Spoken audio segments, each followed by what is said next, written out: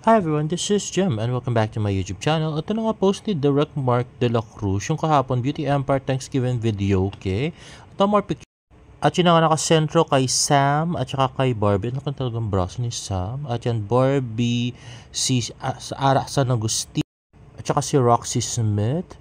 At ito nga Sam Concepcion and Barbie. Ay, cute nila. Grabe. At next naman, post ng Mighty Clean. Happening now, P77 Mighty Clean block screening. Watching with Barbie Fortesa at the Podium Directors Club. Thank you so much, Mighty Clean. Ayan, hello po. Magandang gabi po sa inyong lahat. Ang ilan po sa inyo ay nakasalubong ko na po kanina sa labas. Magandang gabi po. I heard meron pang galing Cavite. Tama? O, ayan. Ay, sorry po. Ay, ang laki. Maraming salamat po. Siyempre, ang gabing ito ay hindi magiging posible kundi dahil po sa Mighty Clean.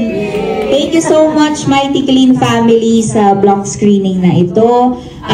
Sana po magustuhan po ninyo ang pelikula para po doon sa mga hindi masyadong nanonood ng horror. Hindi po siya ganoon ka-horror. More than yung pananakot, mas ano po siya. Maraming salamat po for coming and syempre for supporting Mighty Clean. Kayo po bang lahat ay proud consumer ng Mighty Clean? Yes! Very perfect! Sama pong hunter ko from GMA Sparkle. Ayan. So, ayan. Panoorin na po natin kahit sasabi. Okay. Ayan na si Barbie Fortesa at ang cute na owners ng Mighty Clean. At next ay yan, Barbie Fortesa in Kapuso Artist Tambayan going live in a bit. Dun sa pagkakabuo or conceptualize ng pelikula ito, matulog na kaya tayo namin.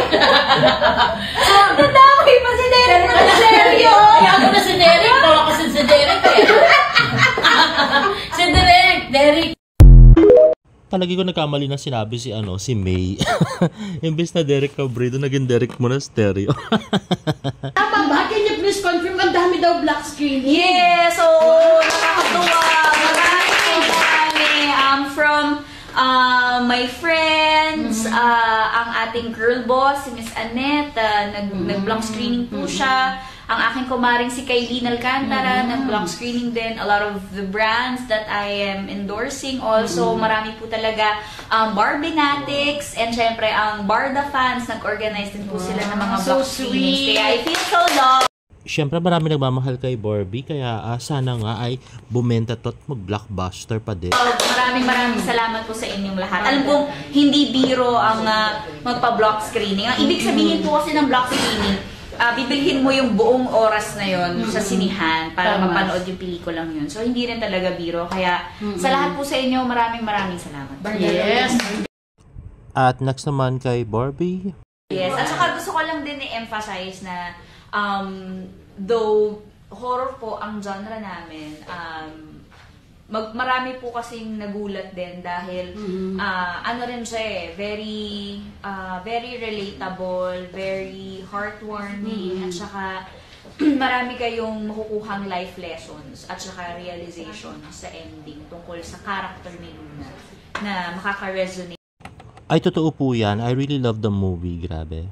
Po sa inyo. Wow. Kaya sana panoorin niyo po talaga kasi it is an alternative narrative horror. Ang ibig sabihin, parang hindi lahat ng nakikita mong eksena, lahat yun ay parang yun lang yung nangyayari. Marami pa mga underlying meaning yung mga Grabe, nakaka-curious na parang ang interesting, tapos pumapasok pa yung pagiging breadwinner. Yeah. Di ba po? So, sorry.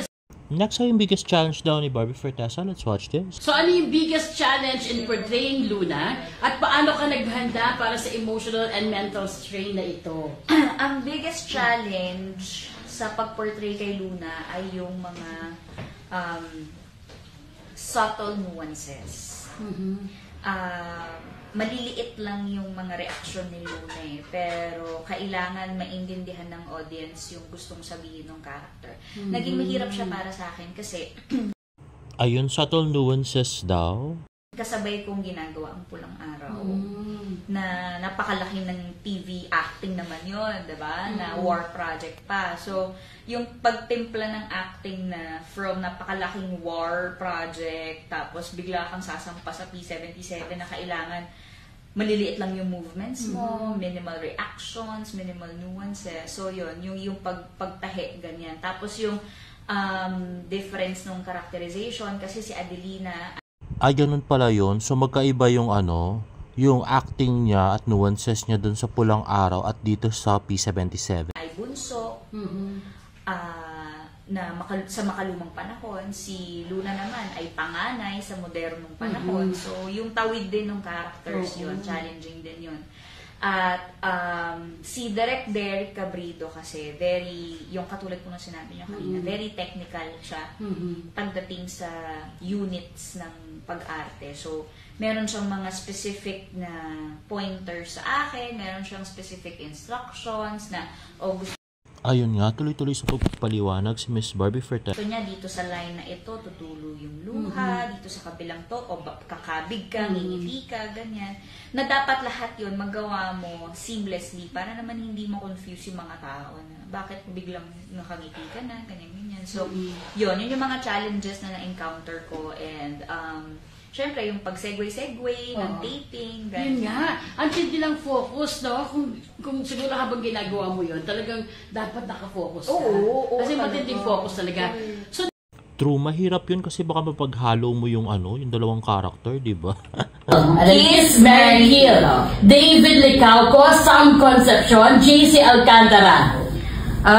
Si JC ay pwedeng kill kasi masama siya sa akin sa sa P77. So, tunay na buhay. Tunay na buhay, napakabait, napaka-professional, maaga sa set, ganyan. Tsaka very warm. He's a very warm guy. In fairness kay kay JC, puro papuri ang binigay ni Miss Barbie Fertel. Kiss ay si Sam. Alam na natin yung Mary! Kiss si Sam Concepcion kasi unang beses ko siyang nakatrabaho dito sa Beauty Empire and I'd like to believe na naging close din talaga kami. Magkasama rin yan kami kagabi sa cast party ng Beauty Empire kasi tapos na kami mag-taping and he's such a fun guy to be around with. Napaka-lively niya din, ang dami din niya chika. Oo, so sana magka-work tayo with Sam. Thank you so much for sharing your talent. True, sana magka-work sila ulit, teleserye or movie. Grabe, bagay na bagay kasi sila. At saka I super love the energy of Sam. Parang napaka-lively niya. At game na game siya, mapakanta, sayaw. At saka napakalaki ng mga braso, di ba? But definitely not the least, Mary natin ng David. Dahil? Parang out of everyone, siya talaga yung matagal ko ng kasama, matagal ko ng kilala, matagal ko ng katrabaho. Di ba, when you marry someone, kailangan talagang kilalang-kilala mo, di ba? At you accept all the perfections and the imperfections of the person. Yun, well, nung una ko narinig, medyo kinilig ako slight lang. Jo, ayaw mo na? Pagod ka na? Ayaw mo na? Pagod na pagod na pagod na pagod na pagod na pagod na pagod. Ayun na game si Barbie mag-TikTok. Both ang sagot? Hindi daw pwede. Sige, one lang talaga. Ang message ay may gusto akong aminin sa'yo. Ito ang message. Naku, sana mabunot mo siya. Mga kapuso, sinong gusto niyo mabunot? Paano pag ang nabunot ko si Kuya Beto? Wala na. Wala namang effect yun. At isi-send ko ay kay... Huy, ang galing nyo! Ayun, nahulaan nila ko sino kasi kanina sa send yung message na aminin kay David na nasa Bicol ngayon. Ang galing nyo naman! Ang galing! Kay David Licauco. Again po, ang itatanong niya, may gusto akong aminin sa'yo. Anong gusto mong aminin sa kanya? Ibunot natin ulit. At siya. Sige. Kahit pa sa message. Wow! Hindi pa sila sumasagot? Anong oras ba kasi sa Europe ngayon? Sa Italy, nasa Italy. Baka tulig pa. Guys ha, baka mayroon pa kayong gustong itanong, wag na po. Joke lang. In fairness kay May, natawa ako nung una ko marinig yun. Pero again po ha, mamayang gabi, 7 PM, Cinema 7 sa SM North, yung movie, manonood po kayo. Again, mas less na po yung babayaran. And may talkback after. Ayan, ayan. Sent na po. Pa-close up po. Ay! Okay na, ayan. Ayun, okay na. Ang cute niyo pa na mag-usap. Hindi mo naman nakita. Ayan. Okay, sent. O, next. Unfortunately, hindi nga natin nakita yung text ni Barbie kay David. Hindi naman na-close up, diba? No, walang... Pag sabihin walang tuldok, ibig sabihin dudugtungan. Tama.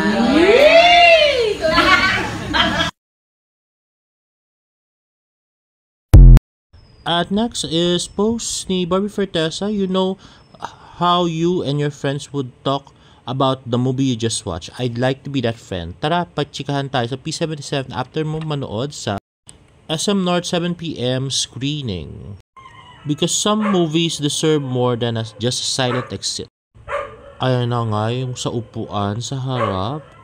At yan yung mga nanood. At yun na nga sila Barbie. Padudugtong ko lang sinabi ni ECS. Thank you for your question na there's an appreciation for horror. Kasi ako personally, I'm such a huge fan of horror. Ever since bata pa ako. 3 years old. In all fairness, ang cute ni Barbie tsaka ni JC dito sa talkback. Anyway guys, if you like this video, please give it a thumbs up and please subscribe to my YouTube channel for more further updates here in my next vlog. Bye!